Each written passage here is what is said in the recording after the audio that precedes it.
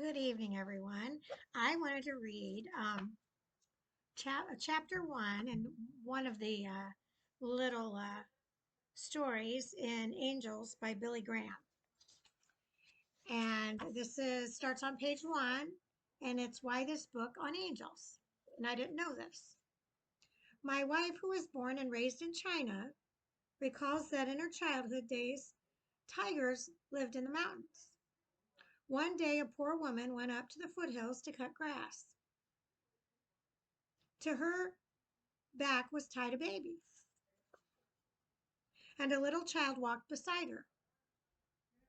In her hand, she carried a sharp sickle to cut grass.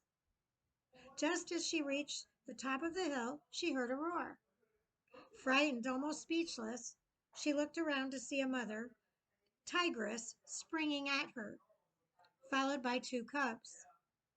This illiterate Chinese mother had never attended school or entered a church. She had never seen a Bible.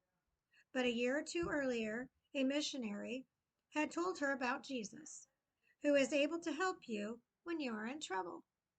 As the claws of the tigress tore her arm and shoulder, the woman cried out in a frenzy, "Oh, Jesus, help me." The ferocious beast, instead of attacking again to get an easy meal, suddenly turned and ran away.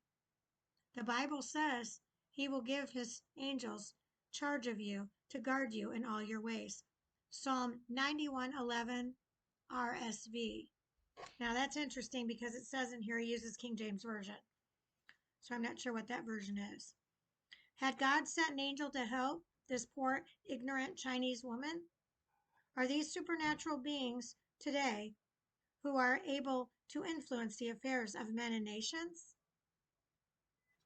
So I just thought it was something in 2023 to read. So I'm probably going to find some other stories in here to share because it looks like a really informative book of people that have experienced angels, and I know darn well I have my whole life. Um, and my father, I know he was rocking me. I know what my dad felt like when I first moved to the Florida Keys in Summerlin Key. Um, and he was always afraid of anything that was dark, anything that was scary. And the night that I felt like I was sinking into millions of worms in my bed, unbeknownst to me, having a friend that came from Virginia Beach was an atheist. She brought a darkness with her I didn't know about. So, when you have that connection and bond with your father, I just, some people say it was demonic. There was nothing demonic about my dad rocking me, and I could feel his tears dropping on my back as I'm crying on my front, and I could feel him rolling from my back to my front meeting. And then when I felt like all of a sudden he's rocking me, and he rocked me all different ways when I was little, and I was rocked for hours because that's just my thing. Rocking increases positive energy. For me, it always has worked.